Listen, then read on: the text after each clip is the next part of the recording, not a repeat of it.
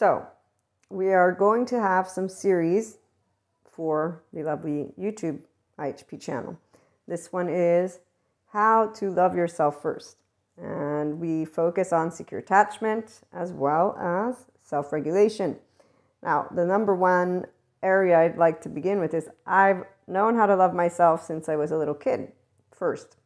And that's because of hearing from Terry Real, Patrick Tiahan, and a lot of other trauma-informed, trauma-experienced also. Patrick Tiahan is a childhood trauma survivor, healed, healing, and therapist. What have I heard? I've heard of all of the ways that they've presented how sentences like this, how to love yourself first, are confusing for a bunch of people. I mean, I was kind of surprised when I heard Terry Real present it to an entire audience where he says, what the hell does it even mean? And I'm like, it's intuitively, immediately something I can remember knowing as a kid. In fact, it was more like, why are you all adults telling me to be myself and then telling me what to be when I'm doing me? I don't understand. And learning how to just kind of sit and wonder. No, I first started with questions and eventually led myself to not ask as many questions because the adults would be bugged by all the questions. I'm a 43-year-old woman and I still ask a bunch of questions. Ask my loved ones, what is their biggest fear? Sometimes when they wake up in the morning, or any of the people that know me, they'll say something and I'll begin to, okay, and this and this and this. So like a 3-year-old, I ask a lot of questions. And I still remember one of my favorite things to learn in school, which is what I consistently would share. I was an annoying teenager, by the way, because when you are a consistent 3-year-old with, I'm going to use Krishna Lila, Shiva, and Kali. So Krishna Lila, exploring the depths of seriousness with playfulness. Shiva, no-thingness, no big deal if you respond to me in a snappy way, not snappy way, like, what is it? I don't have a deal with you being angry. So the part about secure attachment and self-regulation, when you have it, is that another person's behavior and mannerisms and their nervous system doesn't affect yours. The same thing goes with my societal network. When my peers, as a teenager and adolescent, began to be quite inconsistent in not keeping their words and actually being inconsiderate and mean on purpose, I was like, yeah, that's interesting. No, I'm not going to close my heart because people are being not very nice. They're teenagers. They're mature. They don't know what it means to be self-worthy yet. That was literally something that crossed my mind because I could feel my heart being upset. And we all know, I've talked to other grown-ups, what it means to close the heart or have it open. And you know, it's funny because most people that I've met, they close it. And I'm like, how are you living a full life if you choose to protect yourself from what are emotions? You're not even going to live life. You don't feel emotions. When we go to trauma therapists, so Patrick Tiahan, childhood trauma survivor, again, healed and healing, he presents something that is important to note. And I'd like to share it. We already talked about it, but it's important to note so that people can understand the importance and value of understanding that if something arises that's uncomfortable and confusing, or maybe it makes you angry, that there's a reason for it. And we all began life as infants. And the first 3 years of our life are all implicit memory. Your body remembers what your mind forgets.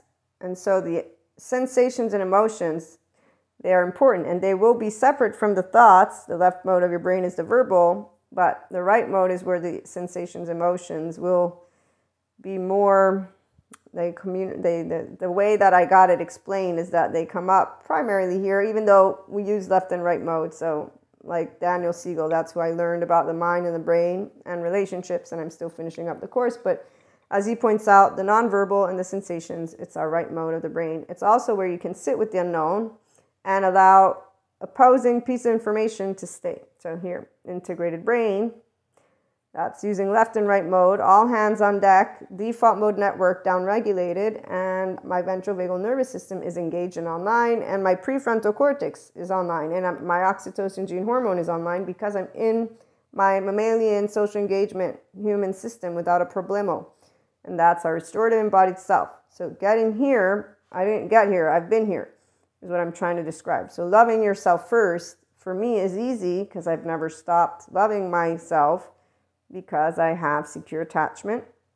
I have worked with my left and right mode of the brain. When sensations arise, I didn't hide it. When my heart was like, oh, how awful, these teenagers, I didn't go and do my peer thing. I did peers for a year. I was like, okay, you're all quite on everything. Uninspiring, not trustworthy, but I didn't say, let me make a blank slate and say all humanity, which is instead what I see people who don't have childhood trauma, but they have their teenager leading the room with, oh, you have to suffer for life. No, you don't, but okay, you go for it. And keep following those educators that tell you so, versus the ones who are experiencing no suffering when you actually handle your emotions. And if you can't, then you understand you have a window of tolerance, and that means you can get good therapy. Good therapy, not bad therapy. Good therapy helps you notice your pattern. No, first they psych-educate you because they would know a lot of new information that old therapists don't, and ancients who want silverbacks still don't. So when people go to bad therapists, they don't actually notice anything about themselves. They don't know how important it is to understand their nervous system and their self-regulation because nobody's informed them of the journey ahead. Not to mention, if they're not motivated, because it's painful, as I've heard from people who are going to therapy and who love therapy because they're feeling better. Even though it feels awful, it feels better. I was recently interviewing people. What made you stay? Because I'm wondering, how can we get more people to figure out that it's good to go so that they can handle these emotions that they don't handle, that they shove down to the average and the extreme, meaning we have the day-to-day person like the movies, Hangover or Mean Girls or whatever, to me, crappy movies, showing how to continue to not pay attention to the fact that if you want to drink and smoke and do sex and all that stuff, moderation is great. But the minute that you notice a little bit of more, I'm doing it because I'm stressed, well, there's your cue. So for some people, it can be easy to recalibrate. For others, no. We want to help the ones who have a harder time to understand there's options and opportunity. It's called therapy, or at the very least, start getting good psychoeducation for free online. Patrick Tiahan. You need to love yourself first. He says this sentence, although it means well, it's confusing and a shaming letdown. How are you supposed to just love yourself and stop dating beneath you, feeling suicidal, being codependent, struggling with addiction, submitting to others, and being stuck? Okay, so how do I love myself? Number one, inner talk. As Terry Real points out, he teaches to people how to have a relational, healthy self-worth chit-chat with themselves, which I knew how to do as a teenager. Again, the one time I said, oh, you're all alone, or some whining story. I'm like, what are you talking about? No, you're not. Why are you doing this? Why would you use your brain this way? Okay, so one, for some of us, quite straightforward. Don't make up some excuse to sit here and pout about something. There's nothing to pout about. You didn't like it, whatever it was, you can get over it.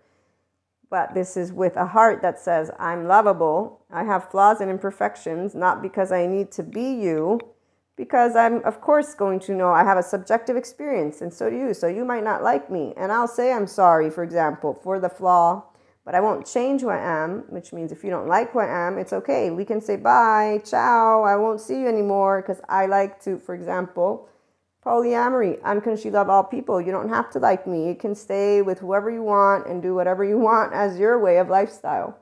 That's the beauty, and nobody's offended. So when your social system is regulated by you, secure attachment, self-regulation, my nervous system doesn't feel in the shame, defectiveness, heartbreak. If somebody says, I think you're a piece of shit, cool. Now, if a loved one says it, well, I got my loved ones pretty much here. So it'd have to be a new loved one. And really, the new loved one, it's more like, are we going to stay friends or not? Because I had one of my new loved ones when I was in the testing phase. And I was like, okay, cool. He's going to keep me as a friend. Yay. And inside, I was like all excited. But first, I was all nervous. Like, oh, we have so many different opinions. But I love who I am. And he loves who he is. And we're not going to change each other. No, we don't. And we love each other. So there. The steps to love yourself is inner talk, but also feeling and not ignoring the feeling. And then if you need good therapy, good therapist, because the emotional stuff is really, really painful.